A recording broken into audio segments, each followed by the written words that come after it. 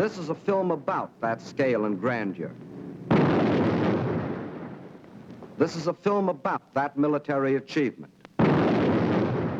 This is a film about a people who for all time shattered the legend of Nazi invincibility. This is a film about victory and defeat. German victory and German defeat. This is the battle for Russia, a battle that has been going on for centuries, a battle that fills the pages of Russian history. 1242. The German Order of Teutonic Knights had invaded northeastern Russia and occupied the old city of Pskov.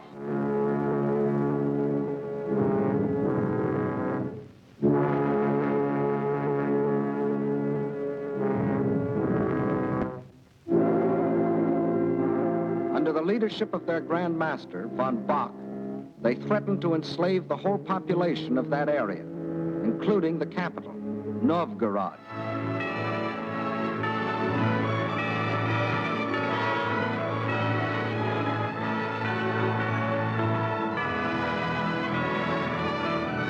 In their hour of peril, the Russian people turned for leadership to their prince, Alexander Nevsky.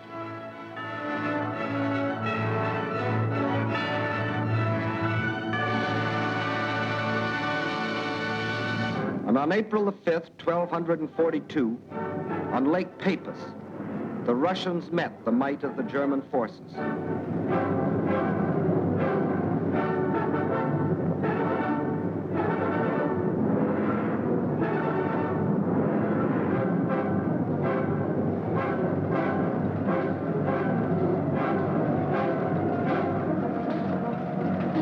They weren't as well equipped or as well organized.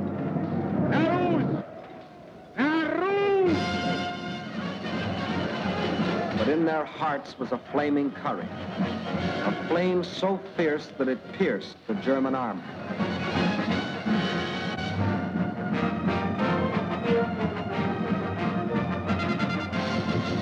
The victory they won fills a bright page of Russian history. 1704, and another conquering army marched across Russian land. This time under Charles XII of Sweden, and again the Russians fought for their country.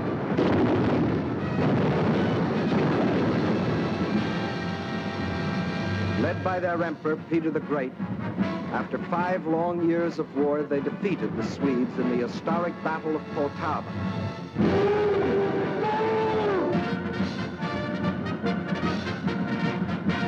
The invading Swedish armies were crushed and forever driven out of Russia. 1812. Napoleon and his armies had blazed their triumphant way across Europe and were marching on Moscow.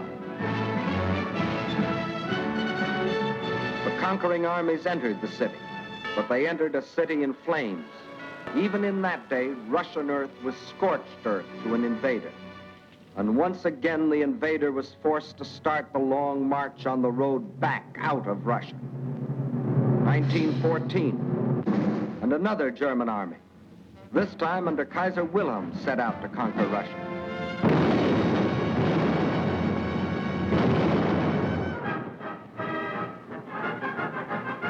This time, the Russian people, under the regime of the Tsar, were not only fighting German guns, but oppression and corruption in their own country. And only the ultimate collapse of Imperial Germany saved Russia from losing the Ukraine and the Crimea, which the Germans had occupied in 1918. Yes, for 700 years, the Russian people have had to fight to defend their land against would-be conquerors. Why? Why have all these attempts been made to conquer Russia?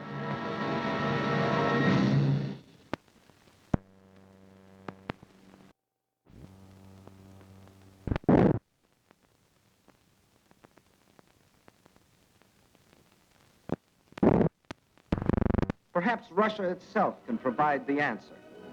Here it is, 1/6 of the Earth's surface, reaching from east to west nearly halfway around the world, and southward from the North Pole to the borders of India.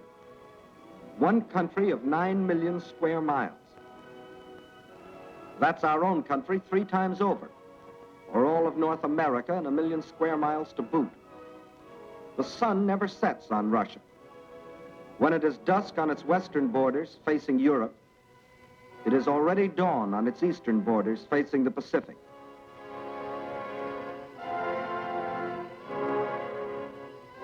That's Russia, or to be correct, the Union of Soviet Socialist Republics. Deep in its mountains lie thick, rich veins of gold and silver. Below ground lie enormous deposits of copper, tin, manganese and nickel, chromium and radium, sulfur and magnesium. Russia is rich in raw materials. Her forests cover millions upon millions of acres. 1/4 of all the lumber reserve in the world belongs to Russia. And as for fuel, there's coal, ton upon ton. And more important, there's also oil. 213 million barrels a year of it.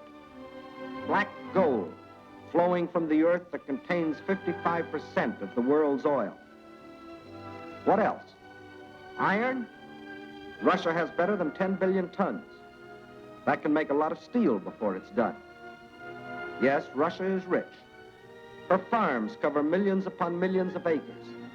The rich black earth that besides giving forth oil and coal will also grow everything from sunflowers to lotus. The tea her people drink in such huge quantities, and the tobacco that they smoke.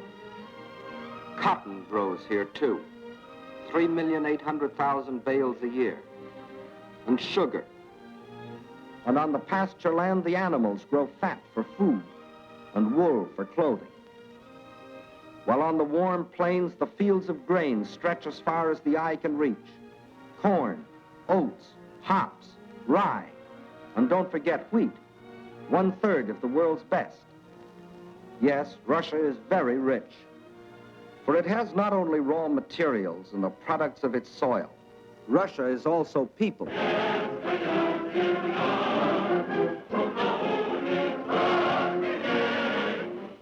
193 million people.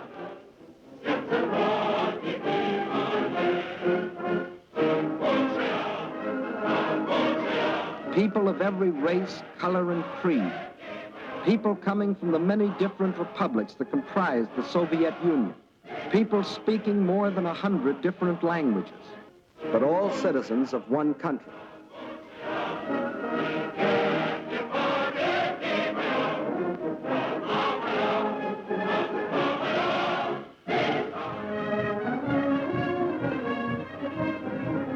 Whether they are the great Russians, the descendants of the first settlers of this vast area, and for 1,000 years its main population, or Cossacks, the famous horsemen from the open plains of the Don River Valley.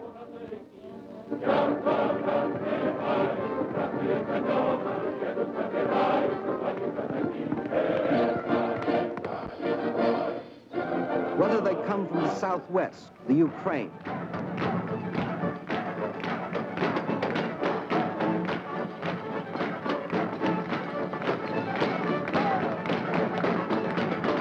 here in the breadbasket of the Soviet Union live the Little Russians, better known as Ukrainians, and beside them the Moldavians and Bessarabians, or if they come from the far south between the Caspian and Black Seas,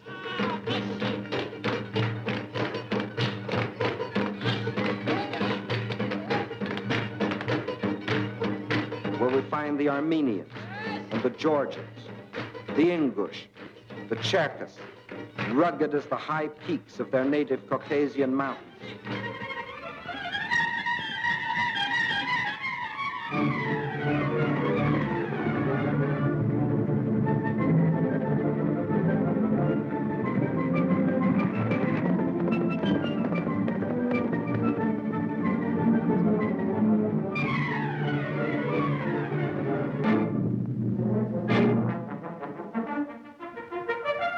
Whether they are Uzbeks, Turkmen, Kyrgyz, from the Persian and Indian frontiers, or Mongols,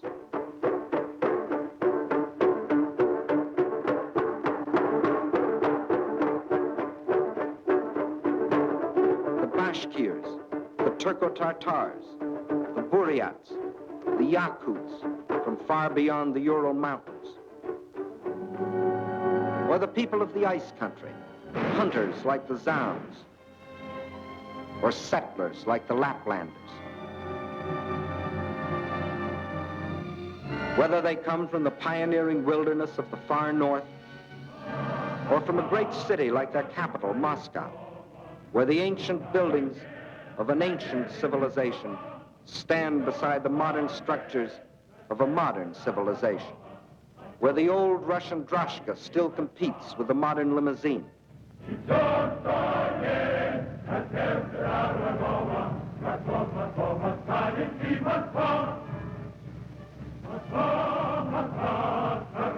Whether they work in factories or as soldiers, whether they are bricklayers or traffic cops, sailors or riveters, school children or farmers, nurses or engineers, window washers or salesgirls, housewives or postal clerks, radio announcers or stewardesses, scientists or typists, musicians or ballerinas.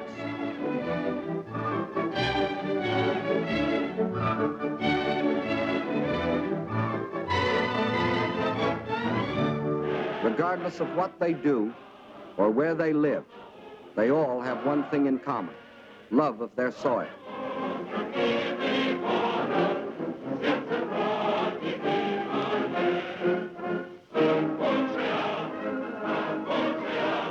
That is Russia. Size, the largest country in the world. Raw materials, unlimited. Manpower, 193 million. These are the three reasons why every conqueror in history has wanted Russia. And these are the reasons why the modern would-be conqueror wrote, "When we speak of new territory, we must think of Russia. Destiny itself points the way there." Yes, as we have seen, Germany's spirit of aggression was handed down from generation to generation. And now, in Hitler's Germany, the dream was world conquest. To such a dream, there could be only one answer: collective security. So with this objective, in 1934, the Soviet Union joined the League of Nations. Again and again before the League, its representatives urged binding agreements to support by collective action any nation submitted to attack. The state I represent entered the League with the sole purpose of the maintenance of indivisible peace.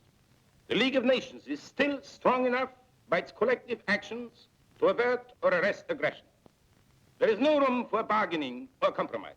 But while some members of the League were pleading vainly for the use of collective force to stop aggression, the world saw other members, Germany, Italy, Japan, withdraw from the League to follow the path of aggression.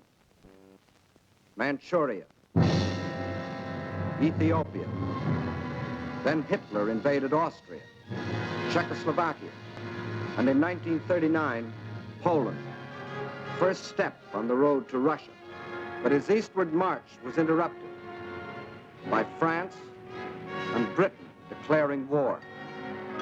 So the Germans were forced to turn west, and in 1940, as we have seen, wiped the last opposition from Western Europe. And while the Nazis were unsuccessfully trying to beat Britain to her knees, the German generals were already planning to resume the interrupted Eastern Blitz. The road to Russia was now open. But before that attack, preliminary steps were necessary. South and east of Germany are Hungary, Romania, Bulgaria, Yugoslavia, and Greece. And Hungary had grain, rich fields of it. Grain too good for Hungarians when German soldiers have such good appetites. Hungary had bauxite. Bauxite makes aluminum, and aluminum makes planes. and Hungary had an army. Not the battle-trained German army, but good enough to throw against Russian guns. Romania had not only grain, but oil, and Hitler needed every last drop to power his war machine. Romania also had men, more slave labor, more cannon fodder for the attack on Russia. And most important, Romania and Hungary both had Russian frontiers, and Hitler wanted those frontiers in the hands of German generals. Bulgaria didn't have a Russian frontier, but it did have bases. Bases on the Black Sea, bases for German submarines to prey on Russian shipping. By the spring of 1941, the reactionary governments of Hungary, under the dictatorship of Admiral Horthy, of Romania, governed by young King Michael, who was only a tool in the hands of Hitler's puppet, General Antonescu, and of Bulgaria, ruled by King Boris, always a disciple of German imperialism. All had sold their countries out to Hitler. Now, threatened by a revolt of their peoples, they were only too glad to be protected by Hitler's armies. So by March of 1941, German armies were in occupation of Hungary, Romania, Bulgaria. That still left Yugoslavia and Greece. So long as they remained unoccupied territory, they remained the route for a possible Allied counter-invasion. At one of their regular meetings, Hitler had assigned the job of conquering Greece to his stooge, Mussolini. The stooge was delighted. Here was his chance to prove to his people that he too was a conqueror. But he was wrong. Perhaps the uniforms fooled him. Something did. For after the fascist legions had blitzed on one cylinder this far into Greece, the Greeks, in a brilliantly conducted mountain campaign, drove the Italians back and invaded Albania. Hitler was enraged. The failure of his stooge to protect his southern flank was delaying the attack on Russia. He sent a final ultimatum. For the Yugoslavs and Greeks, it was surrender or else. But the Yugoslavs and Greeks come from a long line of fighting men. Nazi slavery didn't appeal to them.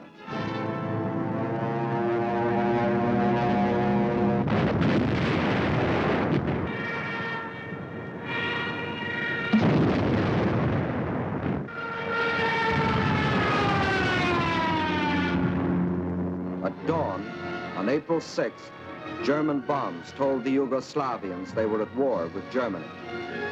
The Nazis and Italians launched a powerful and coordinated attack from all their bases, supported by virtually unopposed aerial bombardment. The conclusion was inevitable. Although resistance was determined, the Yugoslav army was cut up into many small segments and captured. The war in Greece also began on April 6th. There, in spite of fierce and valiant resistance by the Greeks and the British who had come to their aid, the Germans, overwhelmingly superior in both numbers and equipment, forced their way past the Vistritsa River, Mount Olympus, the famous passage. And by the end of April, the swastika flew over the ancient city of Athens. The conquest of the Balkans was now complete. The whole force of Nazi might could now be turned loose on Russia. There was no time to waste, for time was Russia's weapon. Their industries, so recently built and which, like our own, were designed for the ways of peace, were converted for war. Instead of steel for plows and tools, steel for shells and guns. They knew their industry could never produce enough to adequately for the titanic struggle. But what they could produce, they would. At the same time, the army began to grow. More and more men were called up to be trained, hardened, drilled, prepared to defend their land.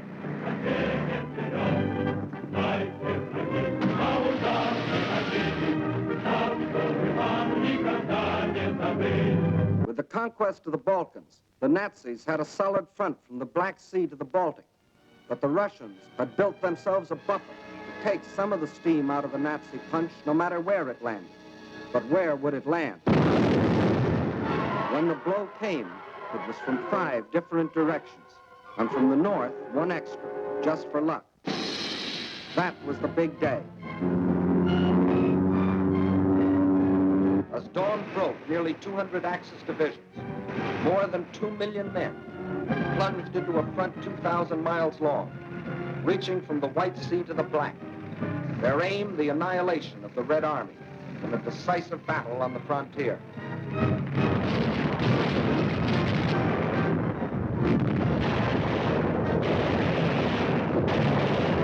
The offensive started along the whole length of the front.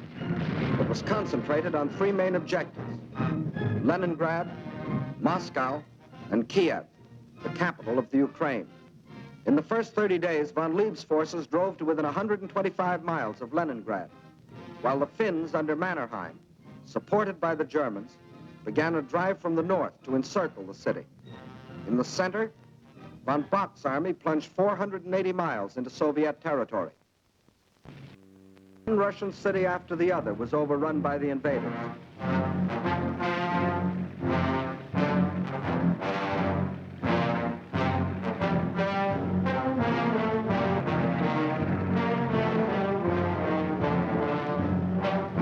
And on July 17th, they captured the first main objective, Smolensk, regarded as the key to Moscow. Simultaneously, in the south, von Rundstedt's forces cut deep into the Ukraine. This was blitzkrieg at its best. The world gave Russia another 6 weeks, and the Germans issued a communique. The issue in the east has already been settled. Smolensk is the last halt on the road to Moscow. But then a strange thing happened. For the first time since the mighty German army started its career of blitz, smashing into submission one European country after the other, that same German army came up against a country that did not submit. Despite the fact that Hitler's army swept deeper and deeper into the Soviet Union, and by October the 15th stood practically within the shadows of the Kremlin, despite the fact that the Soviet government and all foreign missions were forced to move to Kuibyshev, 700 miles to the east, despite Hitler's triumphant pronouncement, I can say that this enemy is already broken and will never rise again. Despite the fact that by December, 500,000 square miles of Russian territory, an area equal to the entire Middle Western United States, had fallen to the invaders. Yes, despite Russia's loss of her best agricultural areas, her most thoroughly developed industrial plants, millions of her people, thousands of her tanks and her planes, despite everything, those 6 weeks had lengthened into nearly 6 months, and the dread Nazi blitz had spluttered, stumbled, and finally died. What had happened here? Let's try to analyze it. First, in this titanic struggle, not only 2 armies, but 2 fighting methods and 2 strategies came face to face. The German strategy was based on the well-tried Keil and Kessel, or wedge and trap maneuver. One wedge would be driven deep into the enemy territory to hook up with another spearhead driven through to meet it. In the trap thus formed, the victim would be pocketed for annihilation. The German plan in every campaign was to seek a decisive battle at the moment of invasion. A single blow must destroy the enemy without regard for losses. A gigantic, all-destroying blow. Remember the campaigns you have already seen in these films.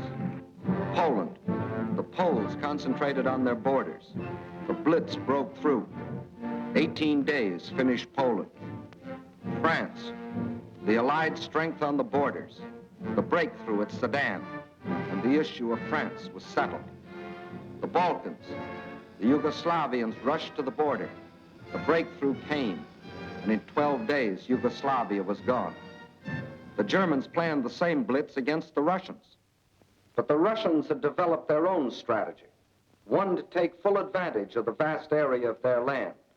The Russian strategy was a defense in depth, line after line, far back into the interior.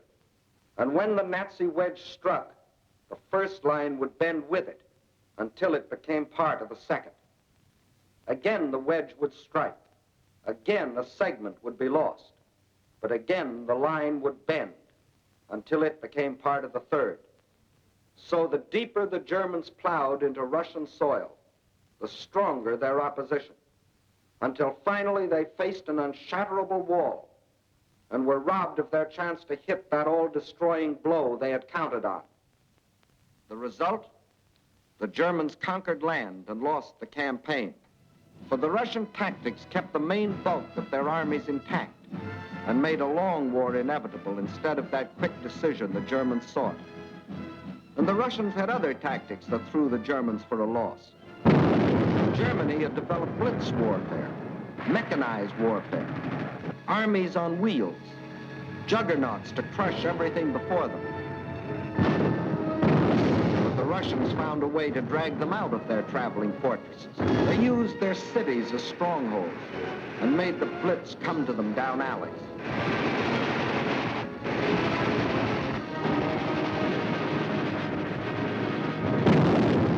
The more a city was bombed, the more impassable it became to the German panzers. They made the names of these Russian cities as familiar to us as the names of towns in the next county. Rostov, Kharkov, Kiev, Kursk, Smolensk. City after city standing in the path of the Nazi blitz. The Red Army had found a way to make their cities of great strategic importance. Odessa, scene of an heroic siege of more than 2 months, held up the whole Nazi thrust into the Crimea. Sevastopol, which resisted every attempt of the Germans to break through. Here, for 8.5 long months, the Russians fought for the town, inch by inch, barring the Germans from the great Black Sea naval base located there. And finally, when the Germans entered the town, each district was defended street by street. Each street house by house.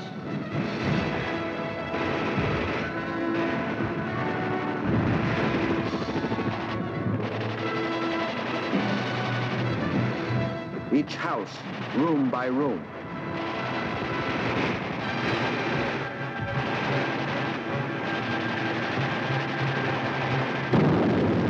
The Russians knew their cities would be demolished, but their objective was not to save cities, but to destroy Germans.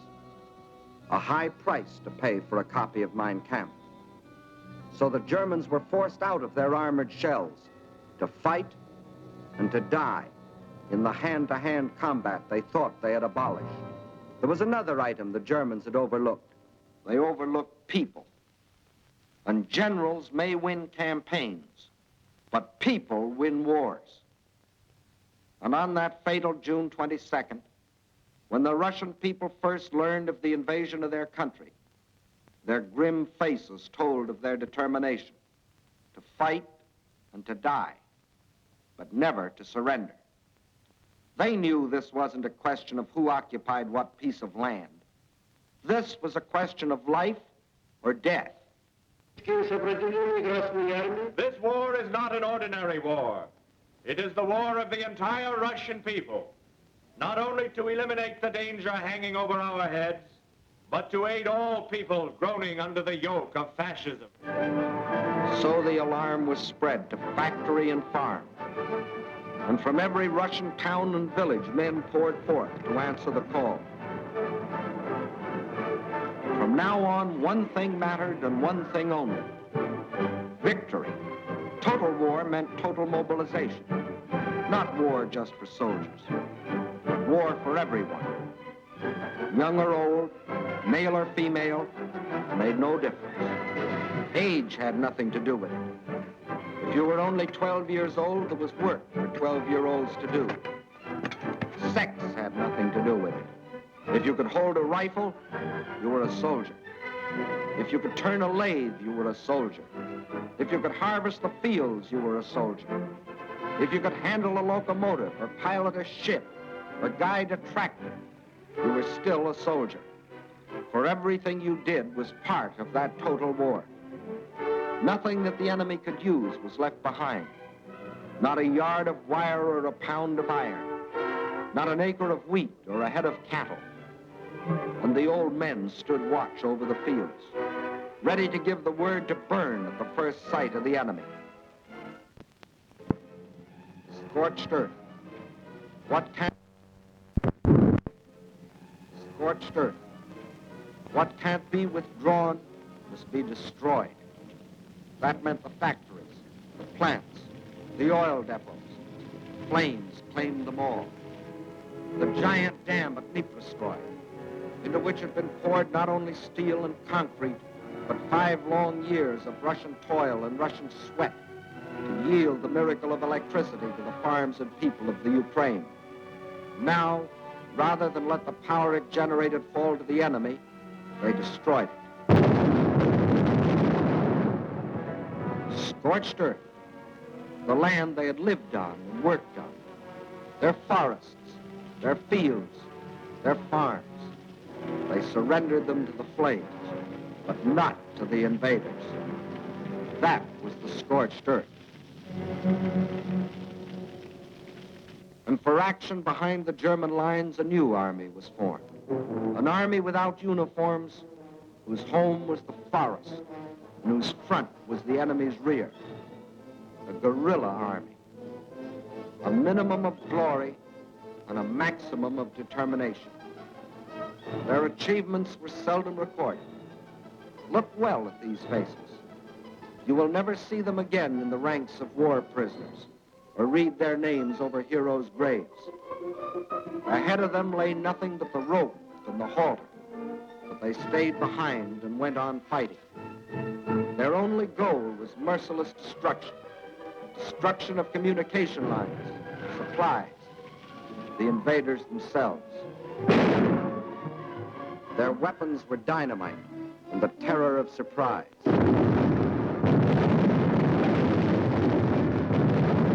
They asked for no mercy, and they gave none.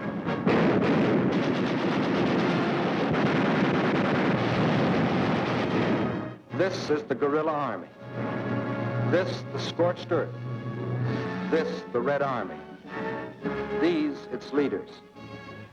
These are the reasons why, although the Germans conquered land, 500,000 square miles of it, it was just land, barren land, scorched land. These are the reasons why, after 5.5 months of blitz warfare, after coming within sight of their goal, the Germans were stopped at the very gates of Moscow. These are the reasons why, although Hitler had sworn that before December the swastika would fly from the Kremlin towers, December had come, but it wasn't the swastika that flew over the Russian capital. And it wasn't the Nazi conquerors who marched through the streets of the ancient city, but fresh reserves of the Red Army.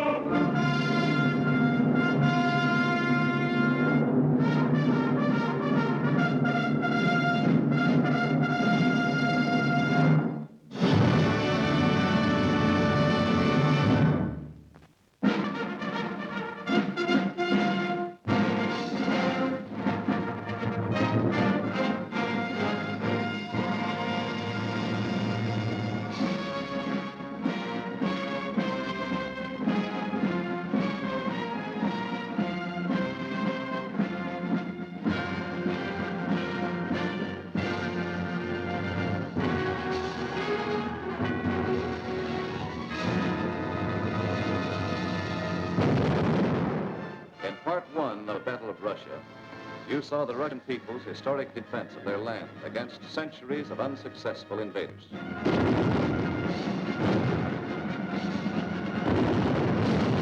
You also saw how after 5.5 months of Nazi blitz, the Russians stopped Hitler at the very gates of Moscow, and how, in spite of Hitler's prediction that by December of 1941, the swastika would fly over the Kremlin towers. December had come, but it wasn't the swastika that flew over the Russian capital.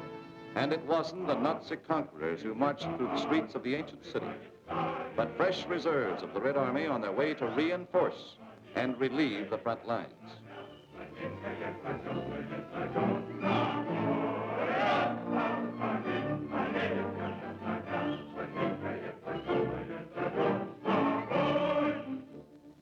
The Russians read this appeal and knew what it meant. They remembered that in their past history, the time always came when they could turn and strike back. The time had come. Their old ally, the Russian winter, had carpeted the Russian land.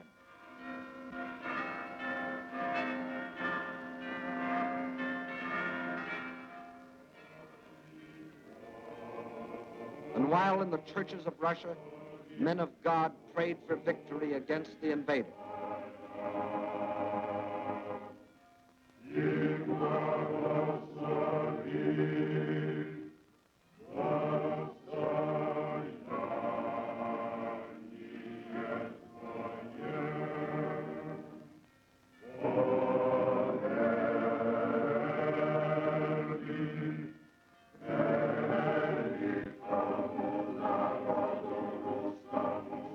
front lines, the men of the Red Army listened to the long-awaited order of the day. The whole world is looking to you to destroy the German hordes. The war you are fighting is a war of liberation, a just war. Death to the German invaders. Fighter command ready. Bomber command ready. Parachutists ready. Artillery in position. Tanks manned. Cavalry in position. Infantry ready. Beyond those hills is the enemy. Alive! Alive! Alive!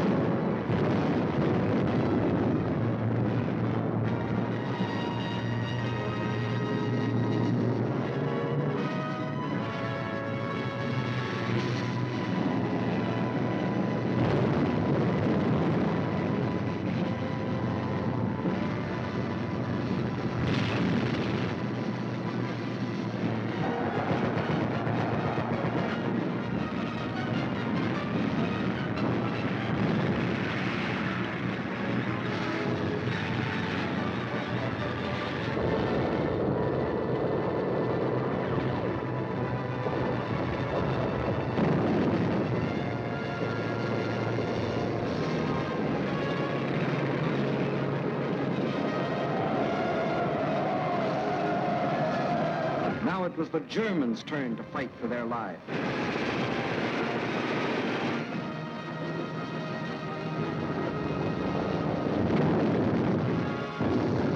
Now, for the first time, it was the German army that retreated.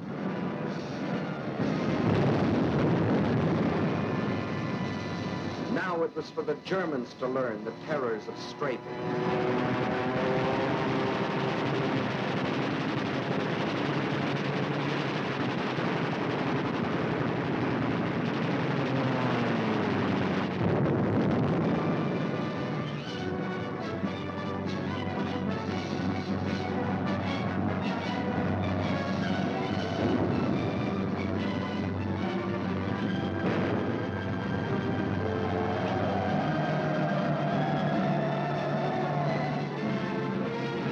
Village after village, town after town, on the Red Army swept through the country which for days and weeks had been under the invaders' yoke.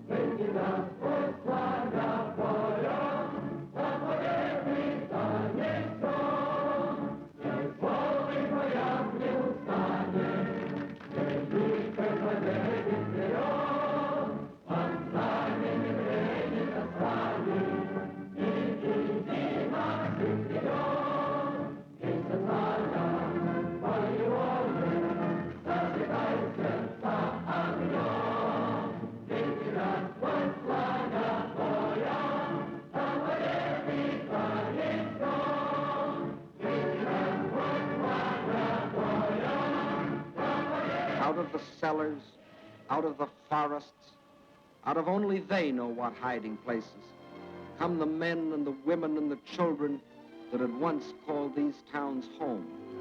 Soldiers and guerrillas find wives and mothers. Friends are reunited. There is thanksgiving in their streets, thanksgiving in their hearts. But there is also something else, something they will never forget, their ruined homes, the shattered towns they once had known as thriving and prosperous communities. They stand gutted now, ghostly relics of what they once had been. Nothing has been spared.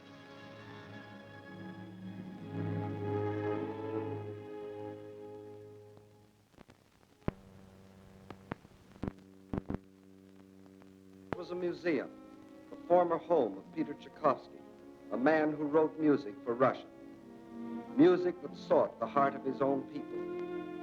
And because it found that heart, it found the hearts of people everywhere. His piano concerto.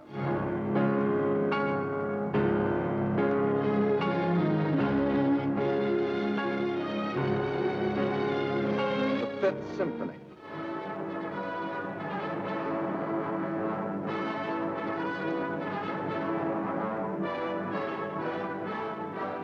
The Sixth Symphony.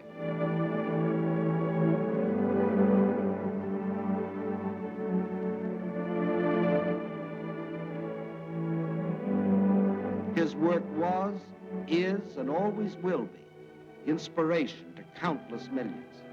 But it brought only one inspiration to the Nazis: vandalism.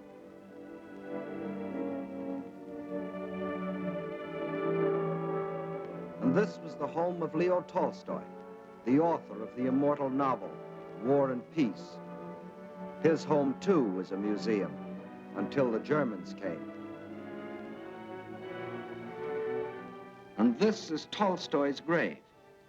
If the Nazis buried nearby had read his famous book, they would have learned their fate beforehand. But there were other dead the Nazis didn't bury. Russian dead. They weren't soldiers, and they weren't killed in battle.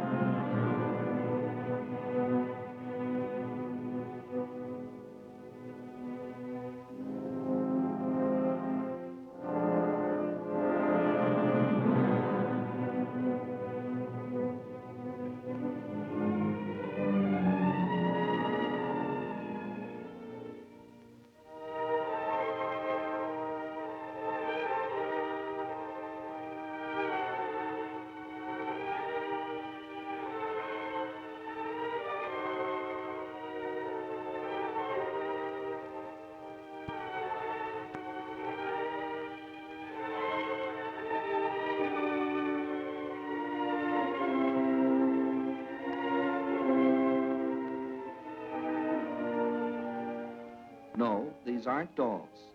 These are children. Mass murder by orders of the High Command. And there were other children, perhaps more fortunate, perhaps less. Young girls, but not young now. The attentions of the Nazi soldiers aged them very quickly. And whoever resisted the invaders met with this. These are the things the Russians can never forget.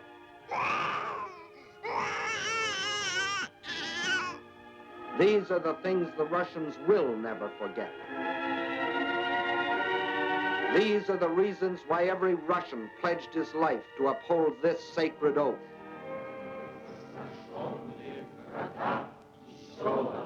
За смерть детей и матерей наших.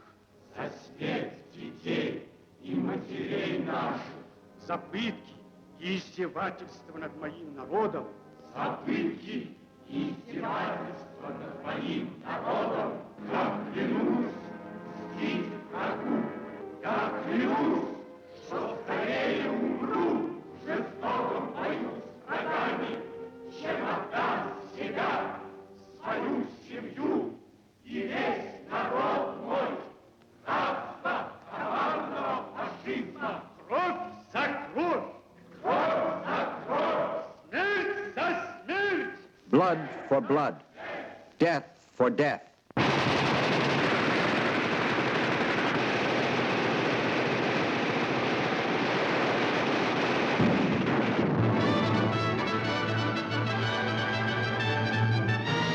That is the reason the Russians smashed on, deeper and deeper, along the entire front from Rostov to Leningrad. Nowhere could the tide of Russian pressure be stopped. And by spring of 1942, this area was delivered from the Germans. But this was not the important result. Not that this town or that village was retaken, but that the whole legend of Nazi invincibility had been shattered. German armies could retreat too. German armies could be defeated. German troops could be captured.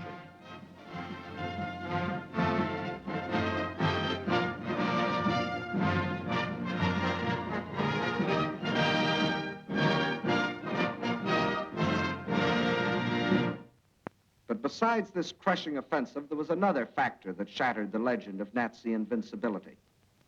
That factor, which will live forever in the history of this war, was written by the people of this city.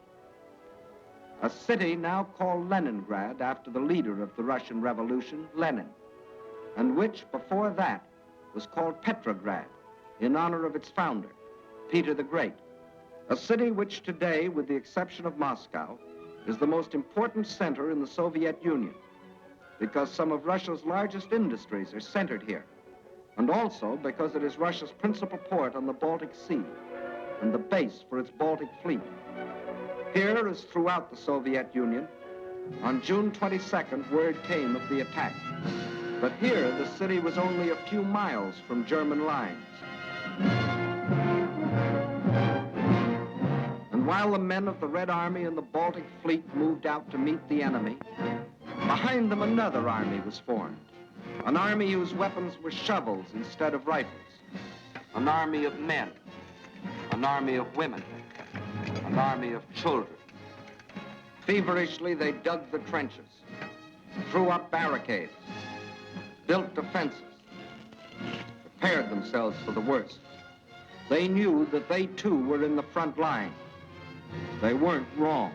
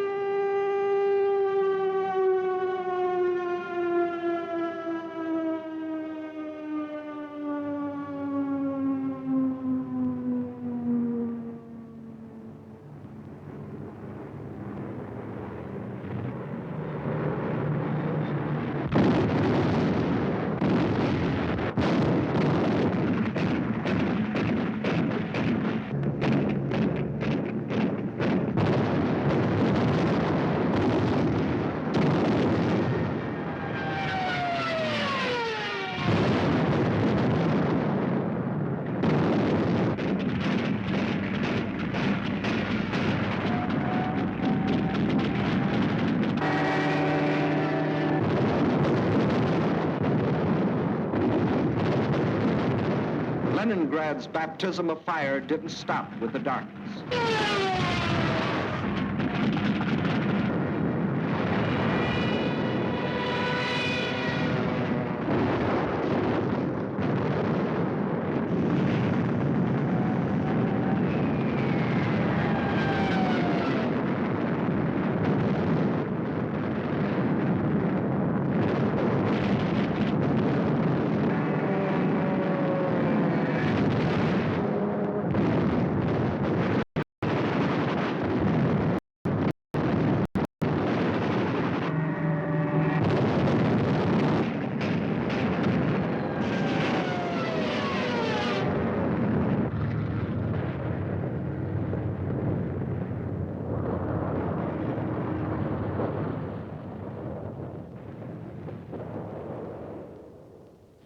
Finally, the morning comes, and the people of Leningrad dig themselves out from the ruins.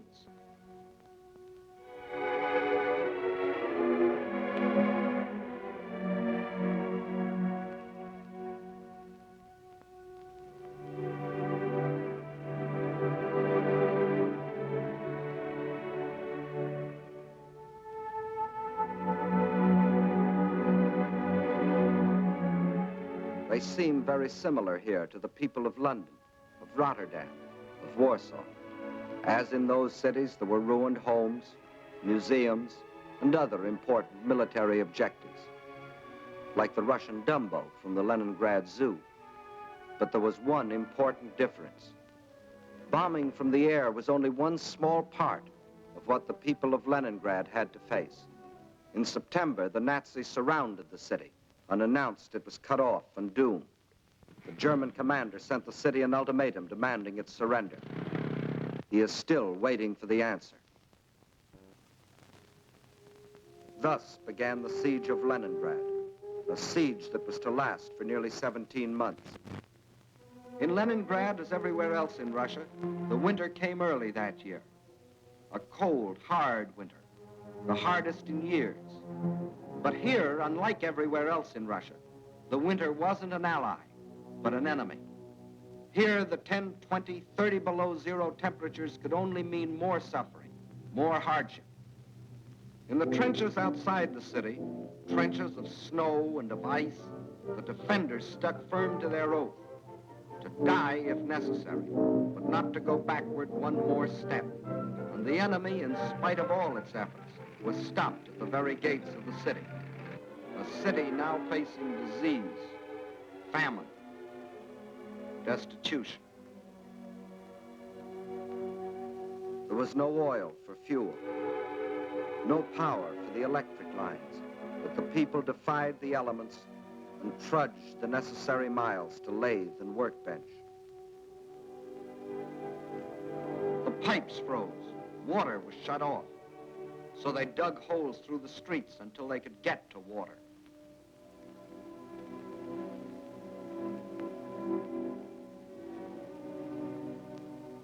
There was no food, and the whole city went on starving. A factory worker got 8 ounces of bread a day. Everyone else, child and adult alike, only 4. And to keep the dread enemy of disease from stalking the streets of their city, an army of women worked with shovels, worked with picks in those streets every day, clearing away the rubble, the refuse, the sources of contamination. Bombs from the air couldn't force the defenders of Leningrad to surrender. Winter couldn't do it. Hunger couldn't do it. So the Germans decided to shell them into surrender. For days, long-range guns hurled ton after ton of high explosives into the heart of the city.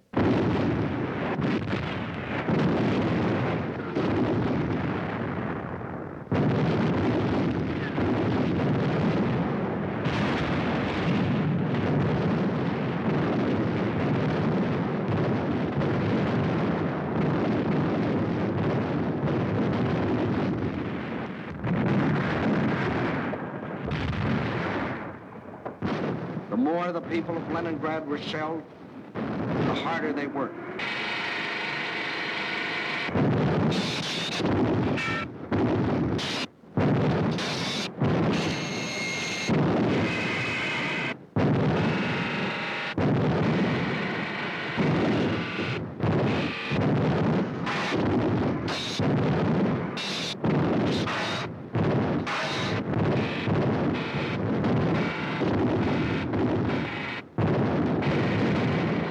In a rain of high explosives, cut off entirely from the rest of Russia, with only their own hands to depend on, their determination never faltered. Every day, more people died of cold, disease, hunger. This was Leningrad in its darkest hour. And then a miracle happened. To the west of Leningrad is the Baltic Sea, and to the east and north is Lake Ladoga, 7,000 square miles of inland water. The Finns and the Germans occupied one border of the lake to about this point, and in the south the Germans controlled the lake to here. Between these 2 points was a stretch of lakefront still in Russian hands, but there was nearly 100 miles between this shore and the beleaguered city. 100 miles of what had been open water and was now snow-covered ice.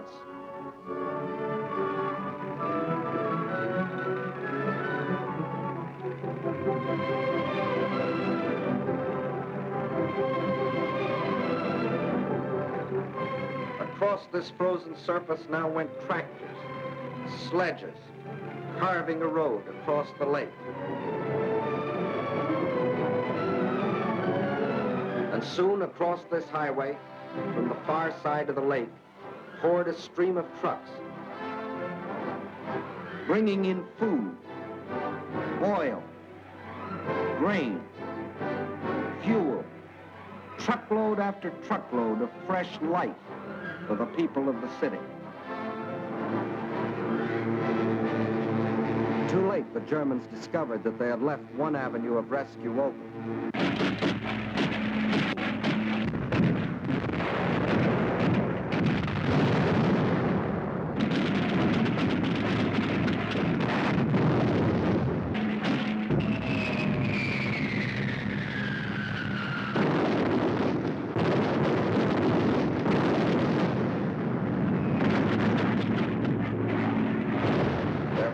Bombed the road, but the trucks kept rolling, by day and by night. The lake highway remained open, and soon more than trucks would reach the city, for the Russians were now laying a track across the ice.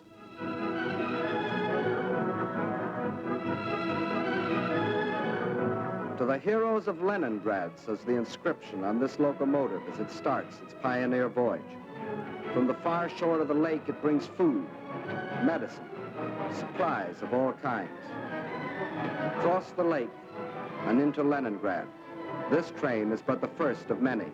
Trains that not only brought in supplies, but that could take out the wounded, the sick women, the half-frozen children. All those that needed better care. All winter long, the lake traffic continued. And all through that terrible winter, the men of the Red Army, outside the city, found the strength not only to defend, but to attack. Time after time, they hurled themselves against the invader, driving him inch by inch back from the city's outskirts.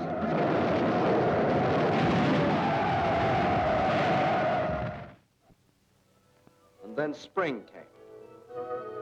Spring.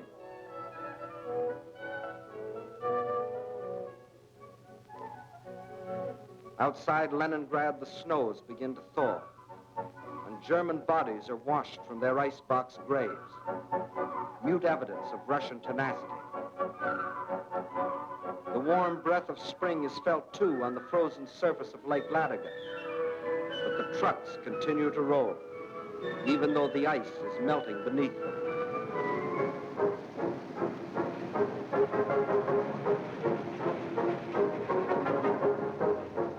Spring, as it invariably does, comes to the city, too.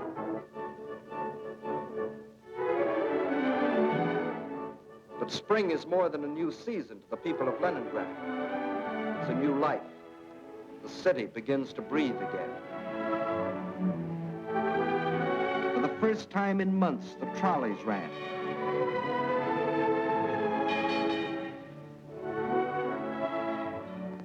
That first day, it seemed that every man and woman and child in the city had to go for a ride.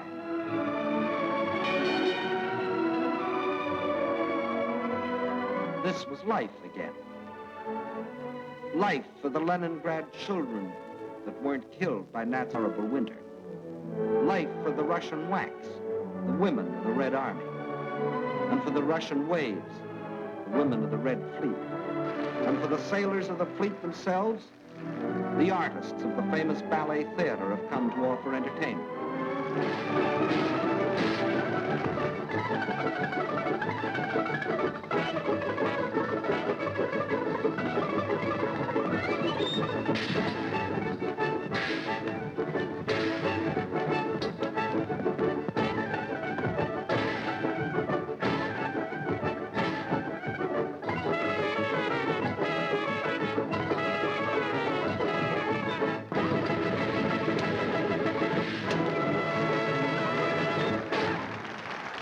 Spring is here.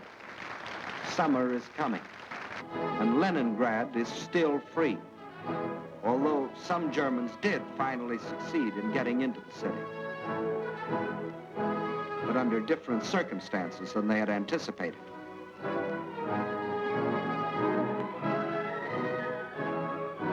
Yes, here too the legend of Nazi invincibility was shattered against the iron will and courage of a determined people. The citizens of Leningrad have proved that generals may win campaigns, but people win wars.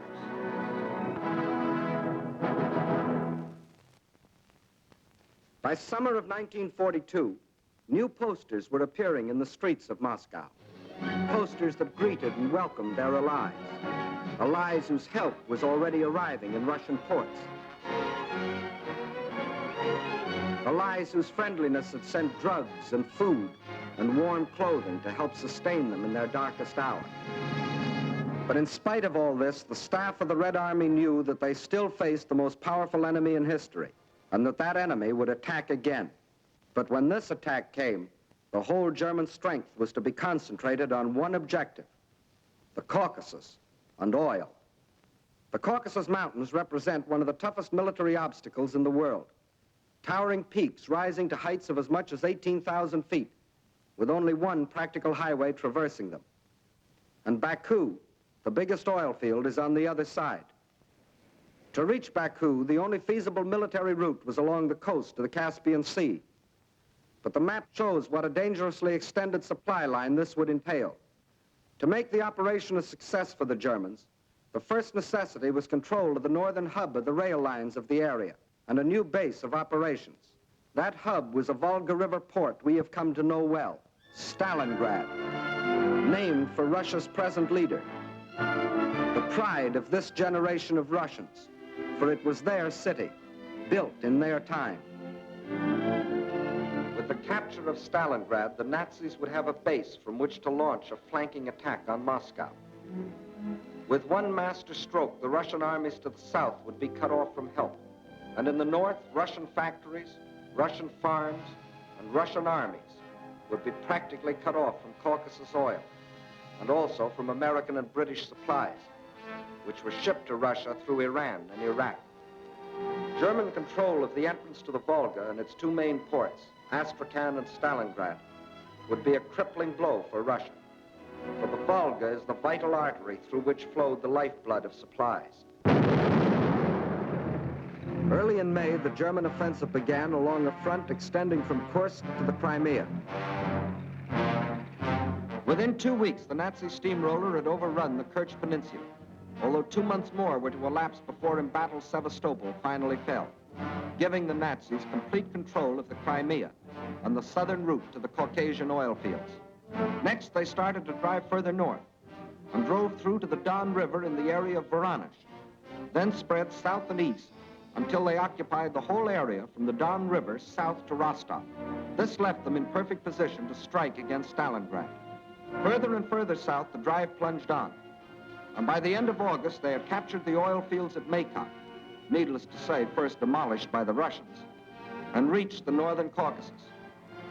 Yes, the Germans were only a few miles from their goal, the oil fields at Baku, but two barriers still stood between them: Russian mountains and Russian determination. The people of the Caucasus joined with the army to form an unshatterable wall against the full onslaught of the attack.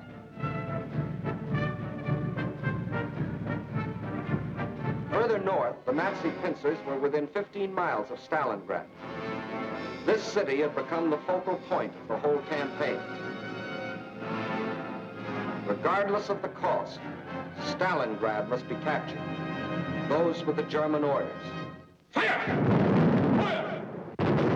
German guns, German bombs shattered the city into pieces.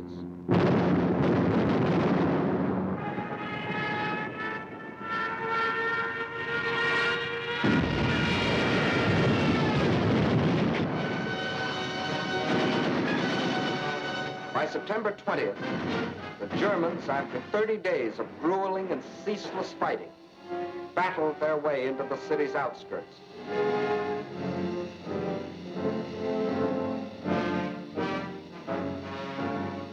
By the end of the month, their drive had carried them through the whole northwest section of the city and into occupation of part of the center, including the railroad station.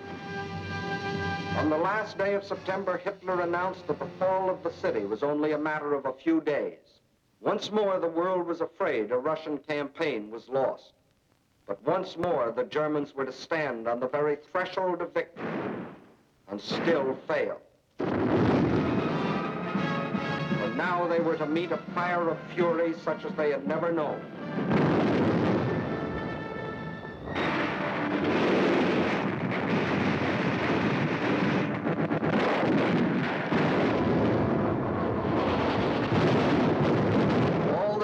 Before, the battles waged in the streets of Kiev, Rostov, Odessa, Sevastopol, these were all preludes to what happened in Stalingrad.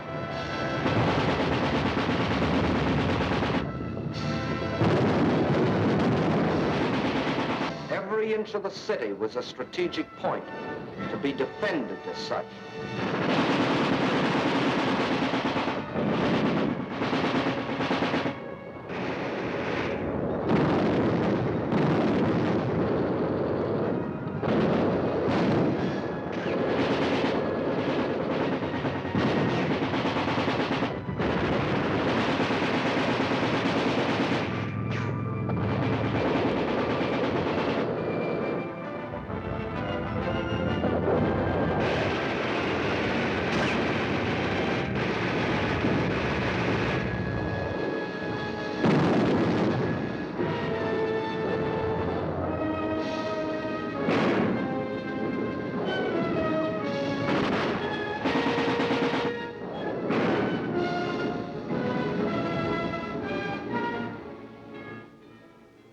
By the end of October, snow covered Stalingrad.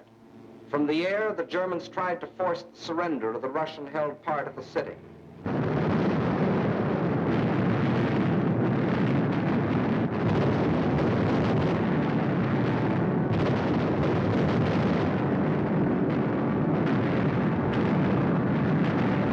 At the same time, the battle of the streets continued.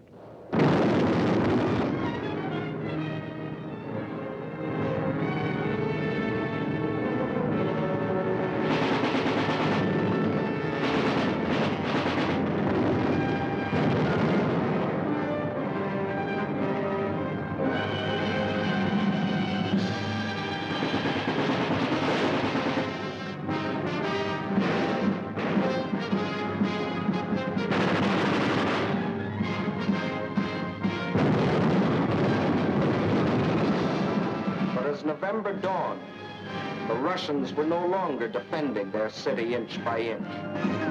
Inch by inch, they were regaining it.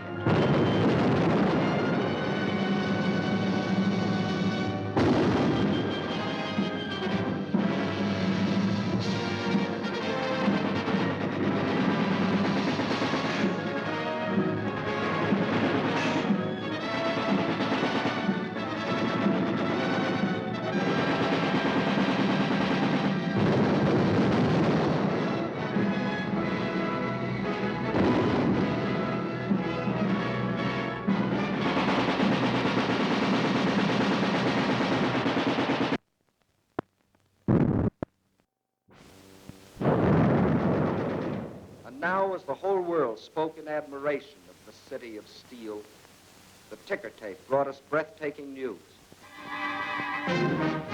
American and British troops had landed in and occupied North Africa. Further east, the British 8th Army was driving westward, pursuing the vaunted Africa Corps. And in the northeast, the Red Army had launched its smashing counteroffensive. The Germans were learning the real meaning of the words combined operations. As though a spring had been released, Russians attacked along the entire front. In the far north, the Germans felt the first impact as the Russians recaptured Schlüsselburg, breaking the Axis ring around Leningrad. Soon after, another offensive lashed out further south, bypassing the Germans' defense position at Rzhev and plunging down to Veliki Luki. Still another Russian blow fell in the Voronezh area, pushing a threatening spearhead deep into the German lines. In the far south, the Germans were moving away from Grozny, instead of toward it, under the force of the Russian attack. At Stalingrad, the Germans were about to meet new opponents.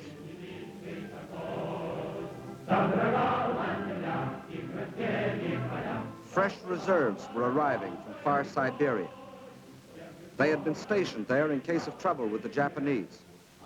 Now these troops had been transported to relieve the embattled defenders of Stalingrad.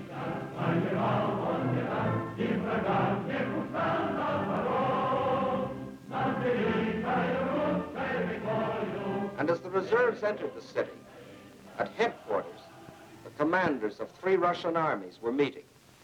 The Germans had fought for Stalingrad as a prize. The Russians were determined to make it a trap. 2 simultaneous attacks were launched, one from the north, one from the south. The German armies encircling Stalingrad were now themselves threatened with encirclement. Finally, the 2 prongs met.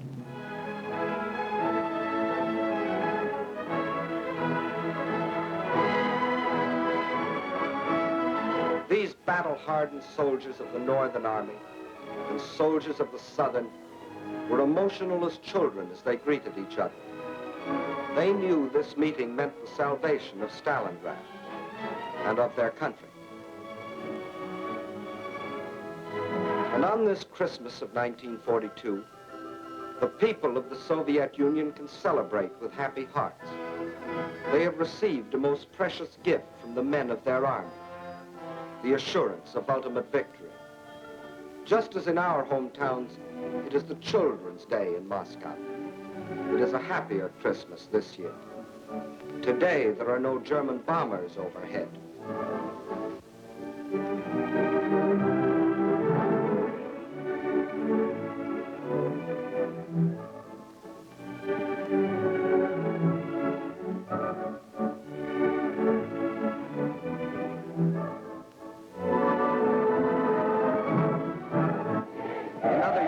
Russians, like ourselves, celebrated on New Year's Eve, but not now.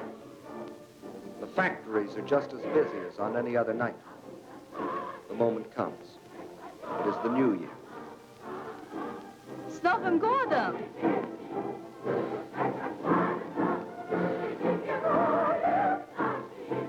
And at the front, the greeting is the same, up to a point. С Новым годом, гвардейцы! Огонь!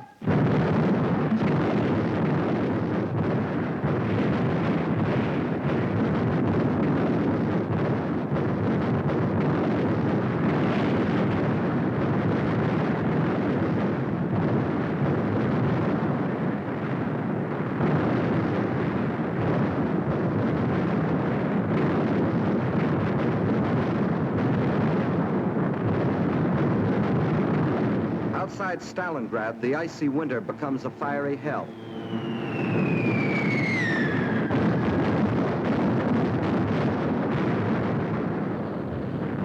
Here are concentrated the latest in Russian equipment. Flamethrowers, ice gliders, used here by shock troops to capture airfields in advance of the main army. Rocket guns, Katyusha, the Russians call them.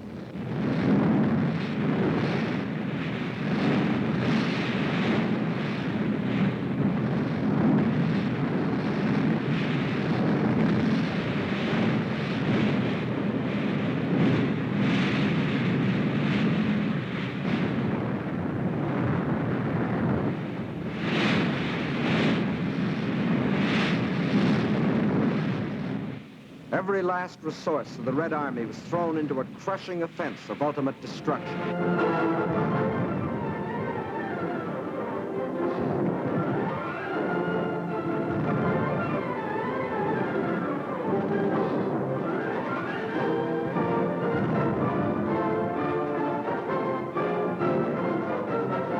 This was Keitel and Kessel with a vengeance, but the Nazis were getting Kesseled instead of the Russians.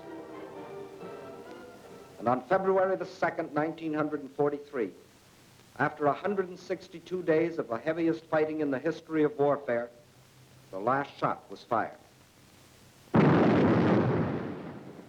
peace came to Stalingrad. In the shattered streets, the blasted ruins, the ghastly evidence of their ordeal, the defenders of the city greet the rescuing army of the dawn.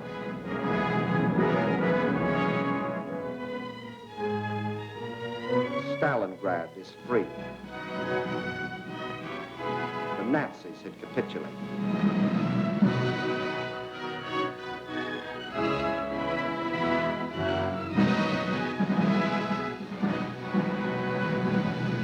The German generals who had been ordered by Hitler to take Stalingrad regardless of the cost, and who had obediently promised that the city would be his, these generals, 24 of them, who had covered themselves with such glory and such medals on the fields of Poland and Norway and France, they now had only their past glory to comfort them. This is Field Marshal von Paulus, Commander-in-Chief of the German armies at Stalingrad.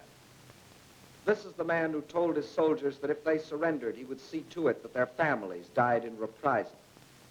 When he faced his captors, perhaps his worried expression reflected an anxiety that Hitler might take the same revenge on his family. For he knew that when he surrendered, Hitler lost not only a field marshal, he lost an entire army, 22 divisions, 330,000 men. These are the men who had been promised that as conquerors they would winter in Stalingrad. Well, it was winter, and this was Stalingrad. Here were the conquerors.